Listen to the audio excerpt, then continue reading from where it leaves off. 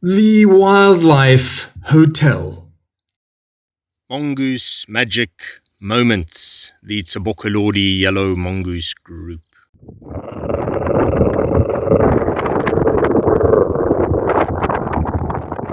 Hello out there, Mongoose Magic Moments friends. I hope you've had a wonderful day no matter where you are in the world. It's Tuesday the 20th of February 2024 and the mongooses from the Tsebokolodi Yellow Mongooses here in the Meerkat Magic Valley Reserve of the Meerkat Magic Conservation Project have returned to their burrow just after 7 o'clock, just after sunset. You can see how incredibly well camouflaged Kakulu is, the female here, as she does some auto grooming, and almost invisible until you know where he is, the dominant male, Giabonga. Again, Giabonga in Zulu, for those who don't follow the Mongoose Magic Moments group on Facebook, which is free for anybody to join. It's an information sharing group, conservation through education. Giabonga is the Zulu name for thank you, and Kakulu is very much. So together they are thank you very much. Tsebokolodi is the Tswana word for millipede, which is an arthropod, also known as a Shongololo in Zulu. Again, coming back to Zulu. Now, the millipede is a very toxic creature that meerkats and yellow mongooses, again, this is Cynictis Penicillata, the species, will eat on occasion, especially during the drought times to get that extra moisture. Like many wild animals, they get much of the water they need from the food that they eat. I'm being very careful not to make any sudden movements as I stand here within a few meters of the group, especially at this time of the day, because it is very windy and there are predators out and about throughout the day, and now into the night the owls will be coming out. Of course, yellow mongooses with the horizontally slitted pupil are able to be active at night and see brilliantly, so they are able to watch out for nocturnal predators as well as the diurnal predators. Again, a cat's pupil has a vertically slitted aspect to it. Meerkats have a round pupil, so meerkats are completely diurnal. Even if it is slightly dark before sunrise in the mornings, they are at risk from owl attacks. Again, I'm just letting them know where I am at all times. I have been following this particular family group for many generations since 2008 on my private reserve.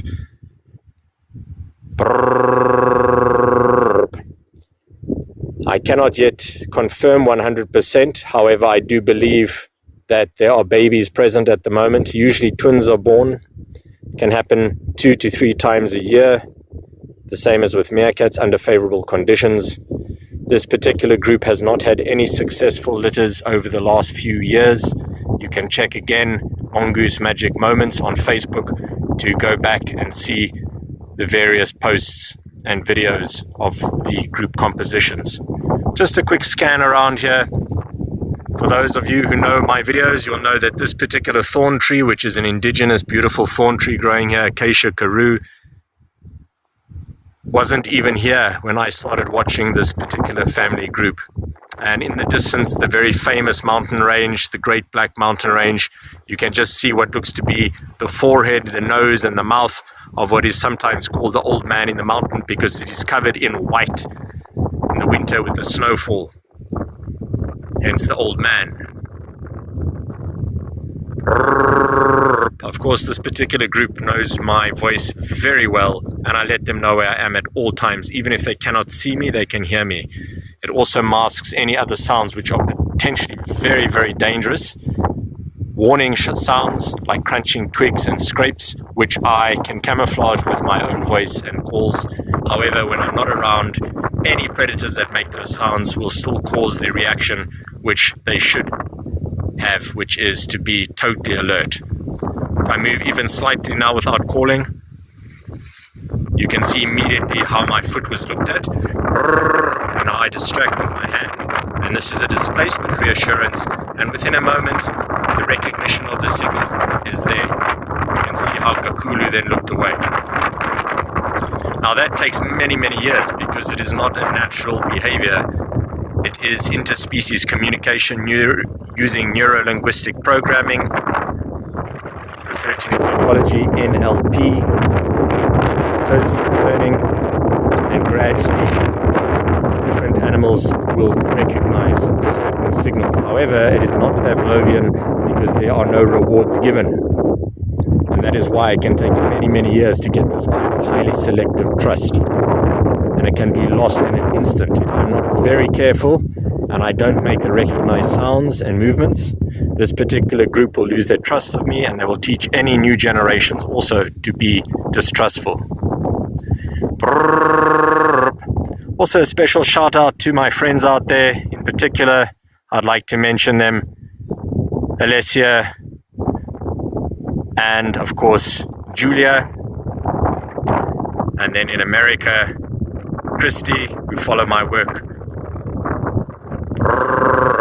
I hope you're having a lovely day. And again, going into evening. In Italy there, but in America, of course, it's a completely different situation. As I was saying earlier today, Julia, I plan to go out and see the Tsebokolodi Yellow Mongooses. This doesn't mean I will find them. As you can no doubt see, these are wild animals. This is a massive area. They could be anywhere at any time, and I do not use radio telemetry, so no telonics or biotrack transmitters or anything like that, because this is a hands-off conservation research project. It is not about experimentation or capturing or marking or feeding or anything like that, or collecting morphometrics.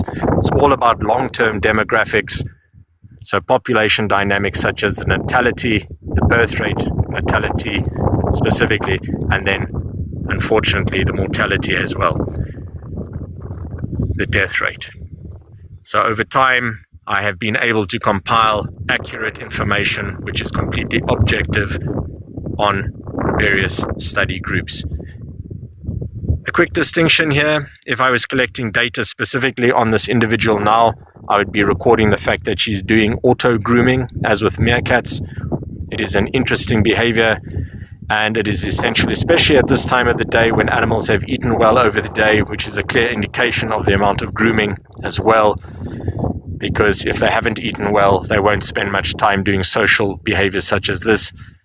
I suspect the dominant male is below with the babies at the moment. Again, this is an undisclosed location, and that's how it will remain.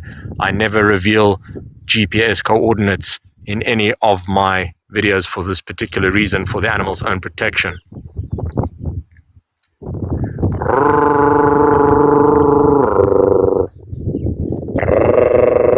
Another displacement reassurance there.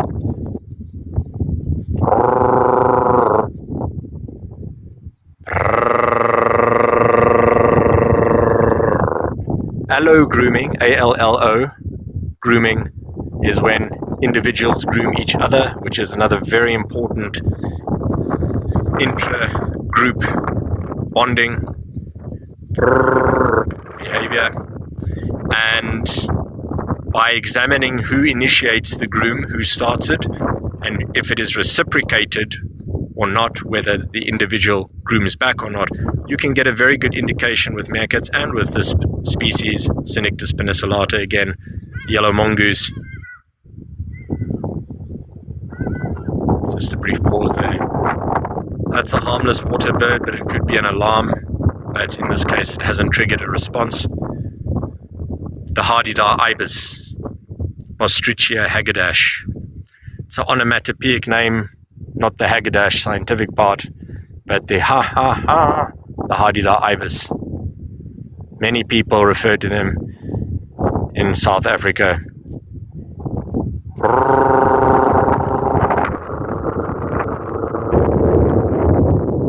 It's very unusual to have this much time with fair light, but it can, as you can see, beautiful view of the moon at the moment as well. So there's going to be a lot of light out, and it's a type of evening which would mean more sightings of the ant bear, Erycteropus afer, and of course the porcupine, which are also residents on the reserve, Hystrix africae australis. Stekelvark. That's the Dutch word for it. Stekelvark. Stechelschwein. The German name for them. And my very favorite one of all, Eystervark. Eyster is iron, vark is pig. So they are known as iron pigs because of their very tough nature. The porcupine, and that's in Afrikaans.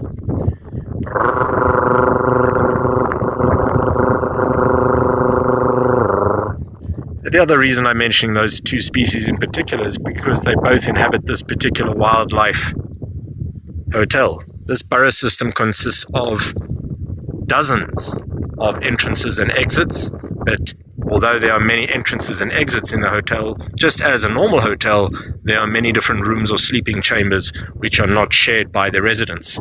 So although yellow mongooses live here and meerkats from the Ungulungu Meerkat Group will come and visit this area because it is part of their massive territory, porcupine and ant bear, honey badger, and of course the highly elusive art wolf, along with bat-eared foxes, cape foxes, black-backed jackals, will all visit this area. Of course, they have different activity periods and diets, so they do not necessarily compete with each other. However, there are also other inhabitants, which is why I'm being very careful not to move around in case I disturb them, because they'll be coming out to bask. Even though there's a breeze at the moment, it is still over 27 degrees centigrade. Although the day was fairly cool today, it will be going back up to 45 degrees centigrade plus, and that is why I'm being extra careful, because the reptiles such as the puff adder, Vitis irritans, the Cape cobra, Nudger niviae are out and about hunting. Just a side note for anybody out there who's interested in reptiles, the Cape cobra does hunt the puff adder. The puff adder has cytotoxic venom, cell-destroying venom. The cobra has neurotoxic venom. Both of these snake species are absolutely the highest tier of predators when it comes to the mongooses, that they will hunt actively during the daytime and nighttime as they're going to burrows. Right, that little mark of the tail over there, very easy to see as Gakulu goes into the burrow, but she was going down very carefully, tentatively sniffing the entrances which she and of course the dominant male have marked, and here she's coming up again. Just like with meerkats, they will scent mark their entrances and make sure that it is safe in a burrow, and everybody will first sniff the entrances before going in. It's basically what I call the all clear signal. Everything is safe for any other family members, because of course there could be potentially lethal predators waiting for them, specifically the puff adder.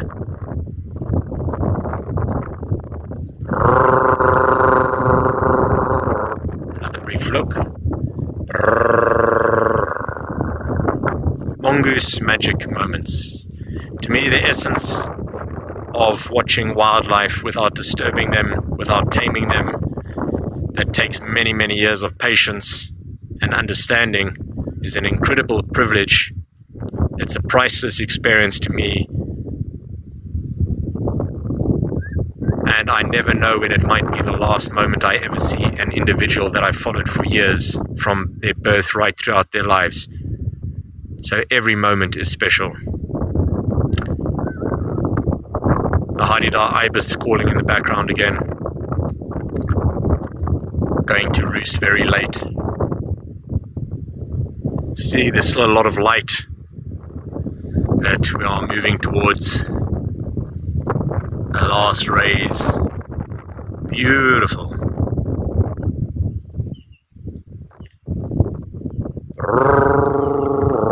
Certainly been given a special treat here in this early evening. The footage is getting grainy now as struggling to get some light here.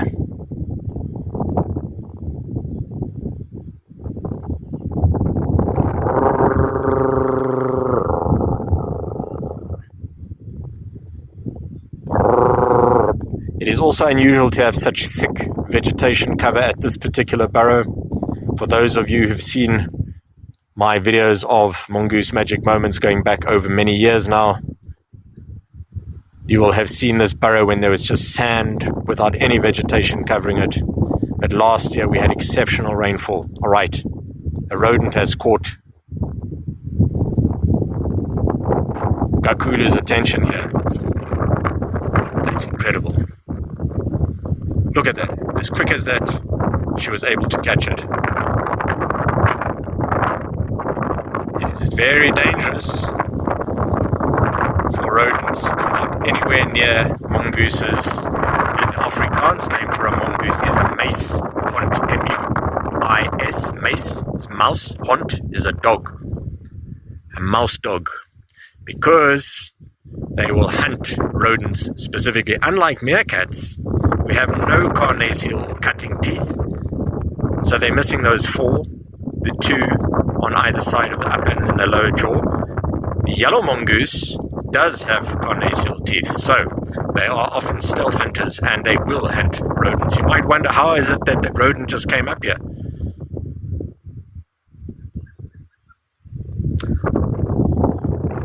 Even though I'm talking and calling, it's because of the neighborhood watch. Animals will behave as if observers such as myself are not there, simply for the same reason. They are so accustomed to hearing these sounds, which are never threatening to them. It just becomes another background sound in the neighborhood. Bearing in mind, this is over, 2008, it's 2024 now. So, that's over a decade. So all the different species that grow up in the area, including the different birds as well, who would usually alarm at a human's presence, will not alarm towards me. Get basically a view into wildlife that you would never otherwise be able to experience if you're in a reserve, in a vehicle, or even walking around.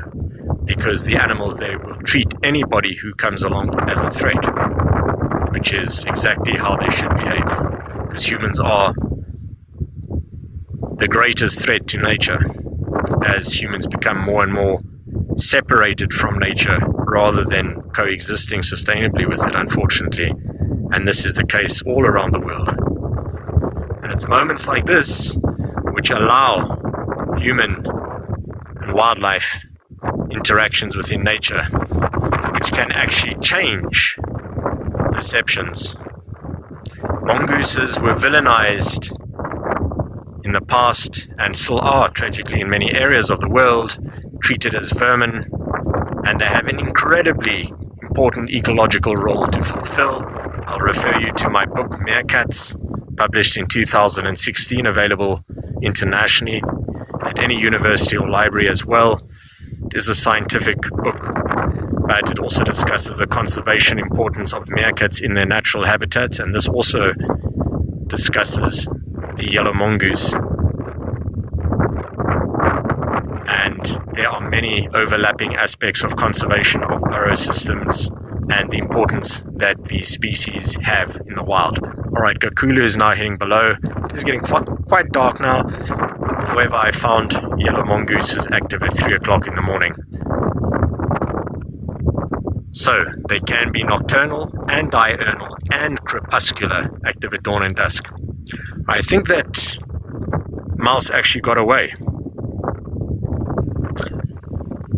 because I've just heard another little scraping sound nearby.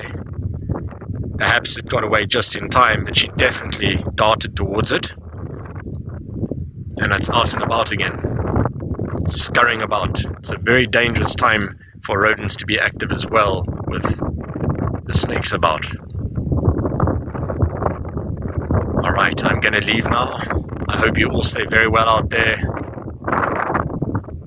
And remember, every single effort we make towards conservation does make a difference. So everybody can make a difference. And remember, friends, we are all on the same rock going around the sun. We are all genetic time travelers. It doesn't matter if you meet a cockroach or an ant or a mongoose or a meerkat. We are all on a journey.